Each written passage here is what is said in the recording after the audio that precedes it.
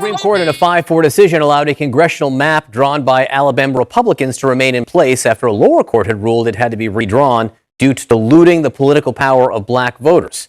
John Avalon with a reality check. We need to talk about how black Alabama voters just got screwed by the Supreme Court. But first, we got to take a step back. Because democracy is supposed to be government of the people, by the people, for the people, as Lincoln said.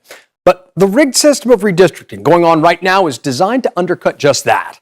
Because it's about politicians picking their people, not the opposite. And that leads directly to the division and dysfunction we see today. Now, our elected representatives have a lot more incentives to work together if there were more competitive and really representative congressional districts. But that's not happening by design. Let's dig into the data. So there are 31 states where maps have been finished and not dismissed by the courts, but just 22 congressional districts that are considered competitive, according to the Brennan Center.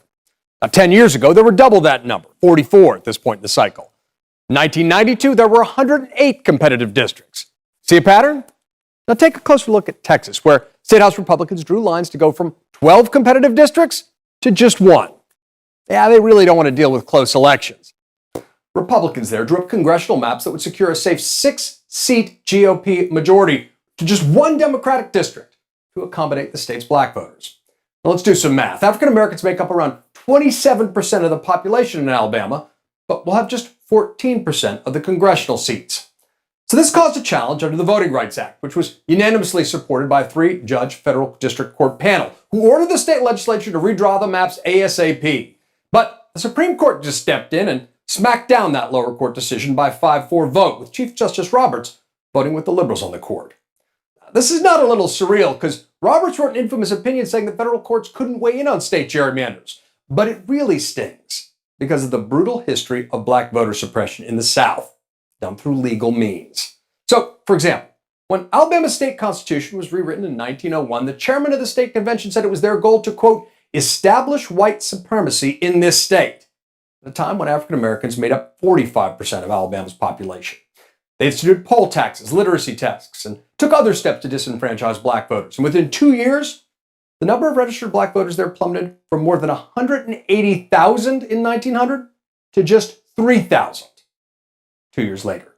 This practice continued until the civil rights movement of the 1960s. And that's essential to keep in mind when you listen to arguments like this from Alabama Congressman Mo Brooks, who said, quote, these liberal activist judges have tried to segregate us based on race. We've got to put the skin pigmentation issue behind us. Now, Brooks, a charter member of the Sedition Caucus, who's now running for Senate, has been bellowing about a so-called war on whites for years. So take him with a grain of salt. This is about holding on to power, pure and simple, folks. Yes, you're watching the Armwood Opinion channel here on YouTube. We're talking about voting rights once again, because the Supreme Court reversed an Alabama ruling stating that the voting redistricting in Alabama was unconstitutional because it violated the 1965 Voting Rights Act. It was discriminatory. The districts were constructed to dilute black votes and reduce the amount of black representation in Alabama. The Court of Appeals, the federal court in Alabama, had ruled that these districts were unconstitutional, but the Supreme Court, packed with Republican anti-civil rights racists, reversed that ruling and reinstated the Alabama legislature's law. This is disgusting. It is a return to the policies that were put in place after the Tilden Hayes election of 1876 to keep black people from voting. We've been down this road before. This is not new to the Trump era. This fight has never stopped. After the Tilden Hayes election, where Rutherford B. Hayes won the Electoral College, but Tilden won the popular vote, the South has threatened to secede from the nation again. This is in 1876. They reached a compromise in 1877 wherein the North agreed to remove the troops from the South and allow the South, the former Confederates, the former traitors, to take control of the government, disenfranchise black people so they could keep the nation as one. Involuntary sacrifice, as the late great law professor Derek Bell called it, involuntary sacrifice. Our rights were sacrificed so that whites could keep their union together without the possibility of another fight. And we battled for this to get voting rights all the way through the 1960s, from that compromise, which was made in 1877, until we got the Voting Rights Act of 1965.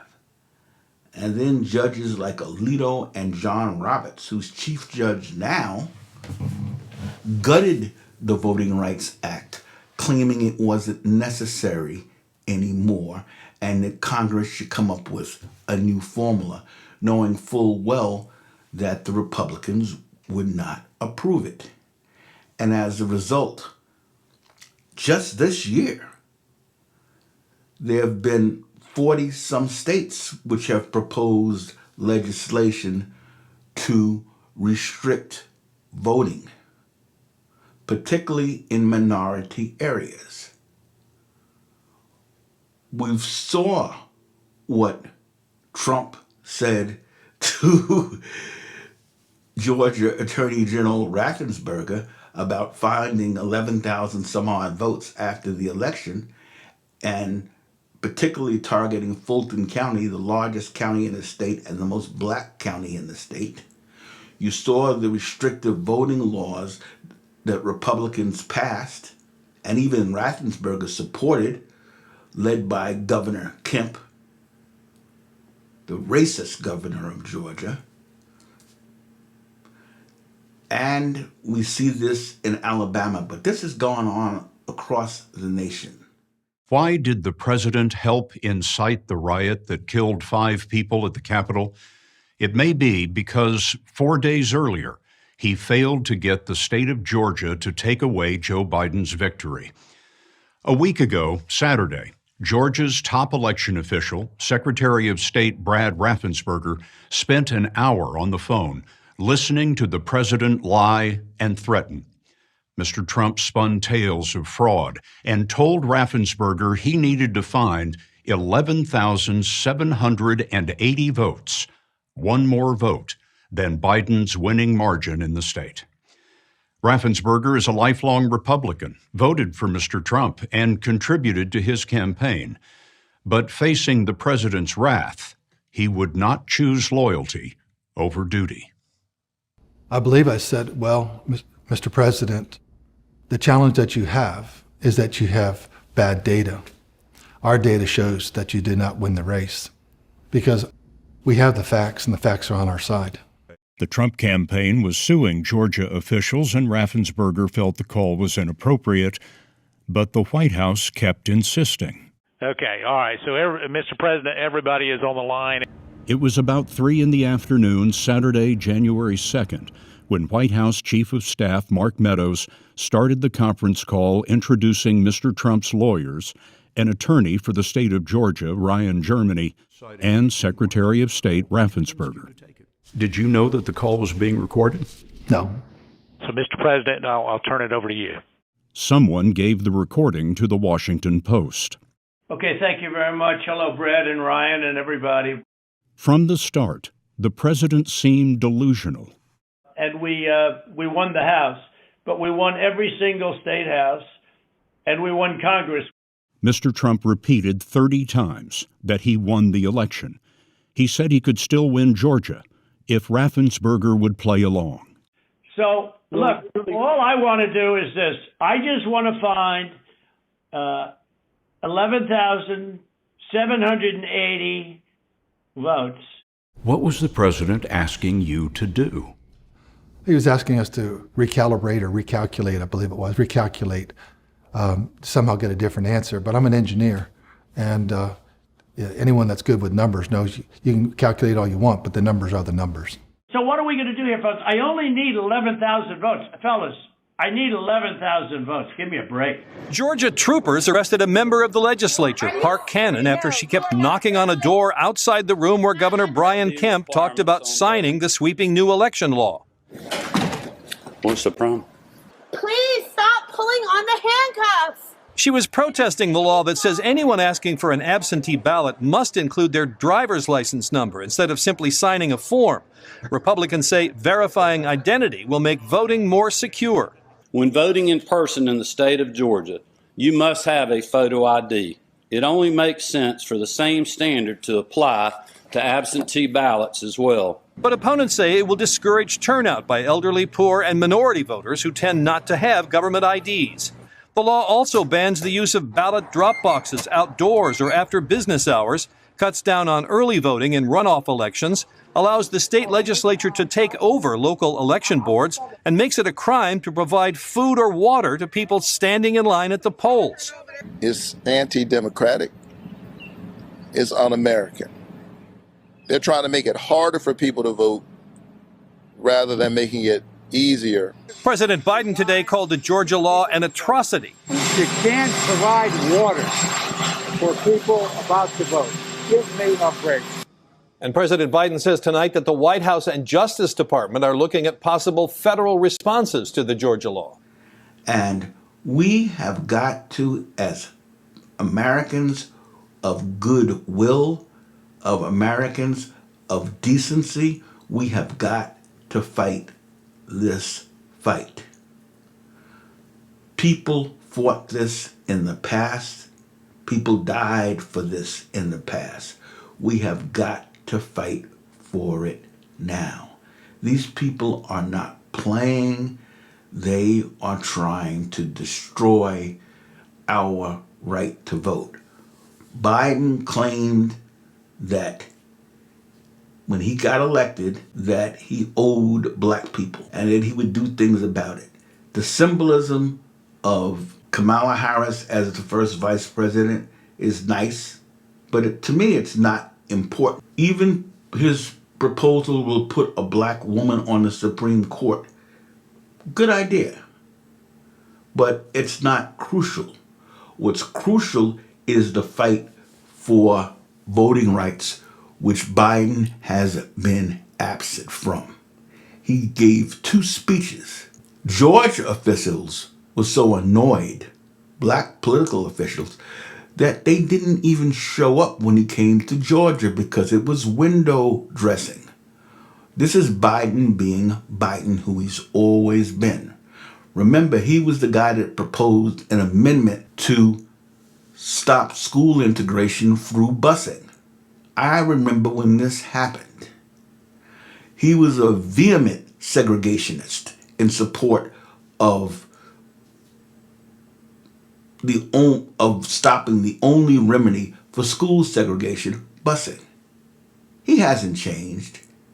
He's softened his rhetoric and given lip service so he could get black votes, but his heart is the same way. it has always been. And as we move forward toward the midterm elections, black voters are being disenfranchised and the federal government is doing nothing about it. Merrick Garland in the Justice Department has been a joke. Look at his allowing Trump's corruption to go without any visible action. This is what we're facing now. And it's time that we fight back. We need to agitate, agitate, agitate. Get out, register to vote. Get out, organized, protest.